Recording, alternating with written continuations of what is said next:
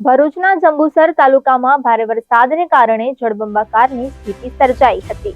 વરકોદરા, માલપુર, ગાવા, છિદ્ર, જંત્રાલ, નોબાર, રામપુર, કટમાળ જેવા અનેક ગામોમાં પાણી ભરાઈ ગયા હતા, જેને કારણે સ્થાનિકોને ભારે મુશ્કેલીઓનો સામનો કરવો પડ્યો હતો।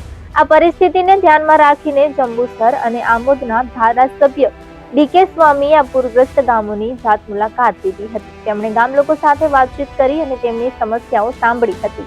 ધારાસભ્યએ પાણી ભરાવાને કારણે થયેલા નુકસાનનું નિરીક્ષણ કર્યું હતું અને અસરગ્રસ્તોને શક્ય તમામ મદદની ખાતરી આપી હતી।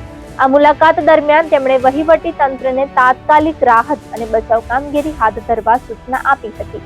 આ ઉપરાંત તેમણે લોકોને સલામત સ્થળે ખસેડવા અને તેમને જરૂરી ભોજન, પાણી અને તબીબી સહાય પૂરી પાડવા પર ભાર મૂક્યો હતો।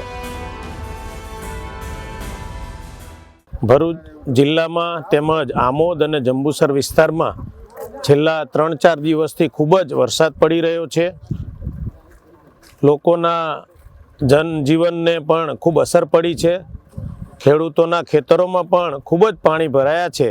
તો છેલ્લા 2 દિવસથી અમે અને અમારા વિસ્તારના સૌ કાર્યકર્તાઓ સાથે મળીને વિસ્તારની મુલાકાત કરી રહ્યા છીએ। આજે વરકોદરા છે, છિદ્રા છે, દહરી છે, તેમજ માલપુર છે જેવા અનેક ગામોની મુલાકાત કરી અને સરકારમાં રજૂઆત કરી છે કે આ વિસ્તારમાં ખૂબ પાણી ભરાયું છે, કે એમાંય ખેડૂતોને ખૂબ જ નુકસાન થયું છે।